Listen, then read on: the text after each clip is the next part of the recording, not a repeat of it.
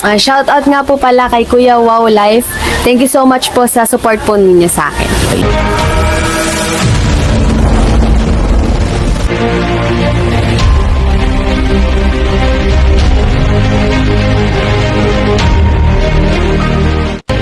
Hello guys! Mega love shoutout po sa inyong lahat, no? Wow Life TV.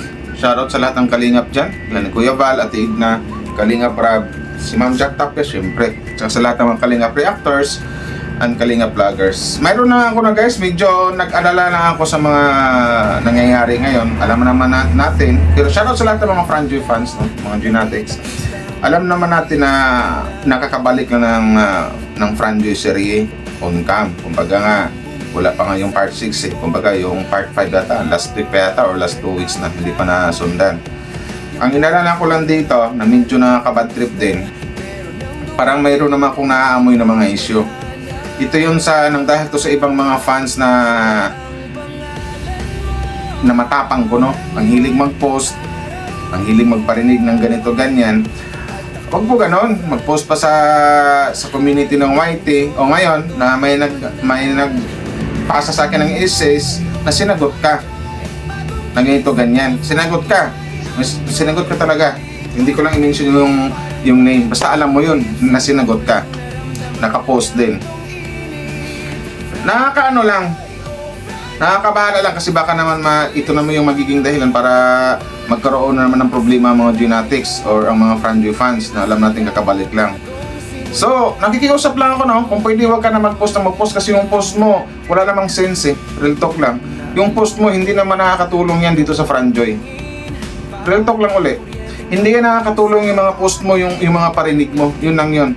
Sa ginagawa mo pa, ang pangit pa dito, ang pangit nandito, dyan sa mga post mo, ang nababas dito, hindi naman ikaw eh.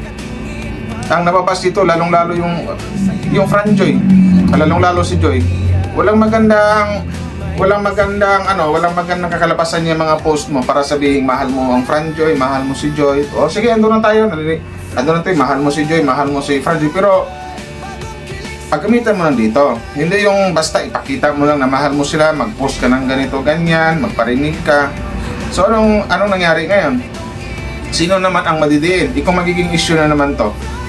Di ba? Kung baga nagiging advance yung isip ko, baka may hinto na naman yung Franjoy na alam natin kakabalik pa lang.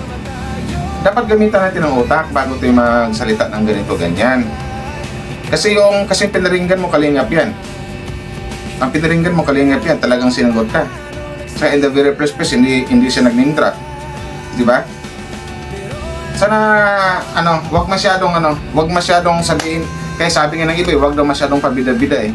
Yun lang yun, baka nang dahil sa post mo, magkaroon naman ng issue to. Kasi ang alam ko, parang na-content na daw yata to eh. Wag kang magalit sa sabihin ko ah. Ako ko dito sa dito sa Franjoy. Wala bang ang part 6 tapos parang magkakaroon naman ng issue. Ano bang gusto mong mangyari? Mahinto na naman yung Franjoy. Marami namang malulungkot ngayon. Marami ang lulungkot talaga. Kasi ayaw ng kalingap na magkaroon ng issue. Ang EDC nga, talagang hindi pa na-vlog ang EDC nang dahil nagkaroon din ng hindi pagkakaintindihan yung mga iba't ibang nakapaligid sa EDC. Huwag sanang mangyari yun sa Franjoy. Kakabalik pa lang kasi ng Franjoy eh. Naka-isang vlog pa rin, nakaka-upload pa ng part 5 last mga 2 weeks na yata or 1 week mahigit. Tapos nang dahil lang sa post mo, magkakaroon na naman ng issue. Na-content ka na naman. Naiintindihan ko.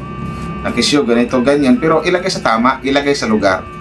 Dapat isipin muna lagi. Ano bang magiging kahinatnan? Ano ba ang magiging kalalabasan dito sa mga post ko? Ma-content ba ako? Mabash ba ako? Si Joy ba ang mabash? Franjoy ba ang mabash? Dapat ganon. Isipin maigi. Huwag kang basta-basta mima lang. Huwag ganon. Ito na naman, ayun tuloy, sinagot ka. Ikong magiging issue to. Ikong malaman ng kataas-taasan to dito sa Kalingap na parang may issue naman doon sa Franjoy. Baka may hinto na naman. Matutuwa ka ba? Kaya yan nga lagi kong pakiusap sa lahat ng mga Franjoy fans na huwag na pansinin yung okay lang, ang basher. Pag minsan basher, pansinin natin lalo pag below the belt. Pag below the belt, pansinin natin, kalabanin natin. Ipahiya natin, ipakilala natin, ipaskil natin yung pagmumukha natin sa ating mga channel. Pero hindi rin palagi para hindi magiging toxic. Tapos ito pa, parang magiging issue na naman to. Hindi ba? So sino ang maiipit dito? Sino naman ang mabash dito? Ikaw o si Joy? Hindi kita inaaway. Kasi alam kong kilala mo ako. Dati ka nanonood sa akin, ngayon hindi na. Pero alam kong mapanood mo tong video na to. Hindi kita inaaway. Intindihin mo itong mga sinasabi ko. Dapat ang concern mo dito sa Franjoy. Huwag ka mag-post ng ganito, ganyan, kisyo. Diyos ko po. Sakit sa ulo. Ito na naman, ito naman yung laging pinag-uusapan sa mga GC ngayon. Malamang sa malamang kasi maraming nakapag-SS dahil sa ginagawa mo. Di ba? Ikaw ba content pa ng ibang reactor to? Tapos malaman ng kataas-taasan ulit na may ganitong issue na naman sa Franjoy. Iba ka tuluyan ng ano? Baka mahinto naman ng Franjoy Sari eh. Maraming naghihirap dyan na talagang nagmamarathon sila kasi gusto nila paabutin ng 500k. Kasi gusto nila na mayroon na masundan agad yung Franjoy. Pero sa ginagawa mo, baka magiging hadlang pa to, post ka dito para sabihin mahal mo si Joy, mahal mo ang Franjoy. Mali yan. Hindi ganyan dapat. Kung mayroon kang pinag-aaralan na tao, dapat alam mo na kung ano yung mga tamang gawin. Hindi yung ganito ganyan na nagpaparinig ka, may tawag ka ba dun sa isa na ganito ganyan. Huwag ganun. Di ba? Kasi nagbabash ka rin eh. Kasi ang turing nila sa'yo, doon sa kabilang side, doon sa kabilang basher ka nila. Yun. Di ba? May mga fans din yun, mayroon din mga supporters yun. Sino ang babalikan ng mga supporters na yun doon sa kabilang side? Ikaw ba or si Joy? Matanong lang kita. Huwag kang magalit sa mga sinasabi ko ngayon. Intindihin mo lang. Di ba? Uulitin ko. Yung pinaringgan mo, yung tinawag mo ng ganito ganyan, may mga fans din yon, may mga supporters yon. Sino ang babalikan nun? Sino ang ibabash nun? Ikaw ba or yung idol natin? Matanong lang kita. Di ba? Kaya nga sabi ko, good vibes na lang, focus lang sa ganyan. Paminsan-minsan, pansinin yung mga basher. Pero pag issue, lalo pag, pwede naman yung issue. Pero, lagi ting isipin, kung ano bang dulo nito, sino ba ang maapektuhan nito? Maapektuhan ba ang Franjoy nito? Maapektuhan ba si Joy nito? Dapat ganun. Di ba? Kasi kakabalik pa nga lang. Ang importante ito, isipin natin palagi, kakabalik pa lang ng Franjoy. Pero bakit may ganito na naman? Post dito, post doon. Tamang parinig. Yan sa ginagawa mong parinig. Ikong gawin din ng mga supporters nila. Paringgan din yung idol natin. Matutuwa ka ba? Buti sana kung ikaw yung paringgan, hindi. Lahat ng tira nila rekta kay Joy o rekta sa Franjoy eh. Di ba? Tsaka hindi sa kinampihan ko yung wala naman kasi nindra. Ang tanong ko lang dito, bakit nadayo ka pa doon? Di ba?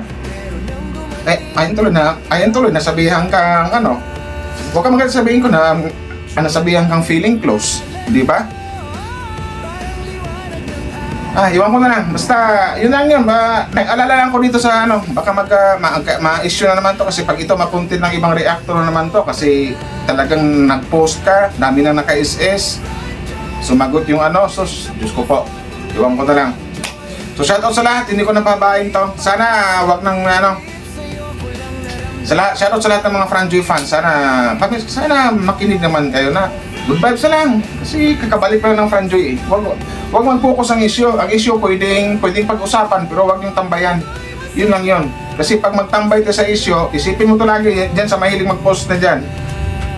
Dyan sa mahilig mag-post. Isipin mo lagi dyan sa mga ginagawa mo kung sino ba yung maaapektuhan. Ikaw bang mismong nagpo-post or ang Franjoy or si Joy Diwata? Bye-bye! Joy ng bagong laman, lahat ng mata sa atin nakatingin. Pag magkatabi tayo ang saya.